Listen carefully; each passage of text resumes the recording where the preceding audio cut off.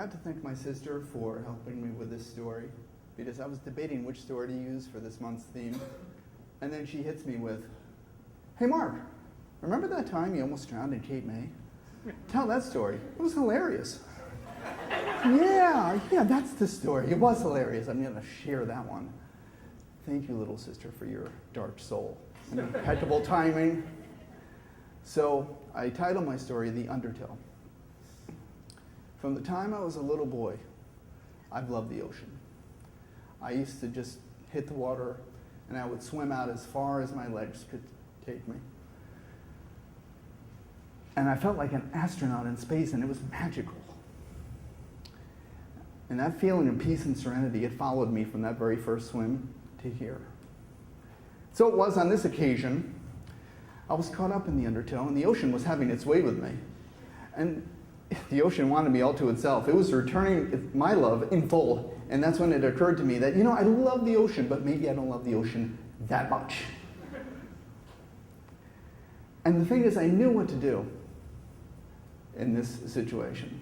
I knew how to extricate myself from it. You can't fight it. It doesn't work that way. What you do when you get caught in the tidal current is you swim parallel to the shore. And when you feel the break, then you proceed into shore. Once you hit dry land, you head right to the nearest establishment that sells adult beverages, and you stay there for the rest of your vacation. That's how it works. And I knew the rules. I knew them, especially the last one. But I panicked.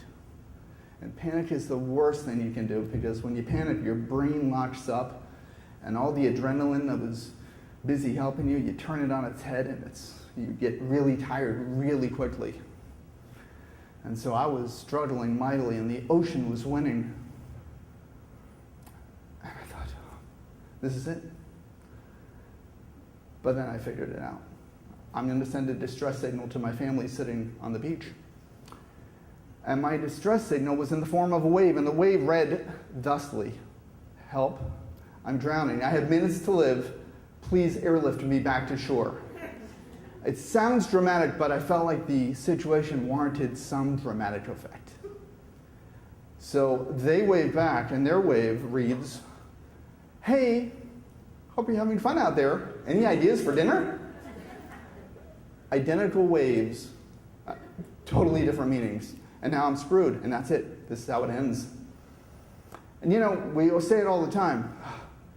Man, I feel like I'm going to die. But when you really feel like you're going to die, it's a completely different dynamic. It's humbling. But I didn't drown. I made it out of that situation, and I got back to shore. But I had a few takeaways from this.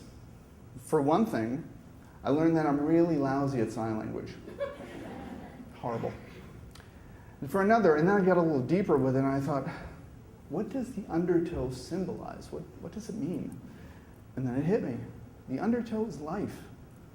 And life is hard. And life will beat you up, and life will drag you under. And life will make you feel like you don't have anything left to give. And for those of us who are blessed enough to make it back to shore, we only did so because there's this little light inside you. And we follow that little light, and the little light has a voice that says, "Don't drown. Don't give up.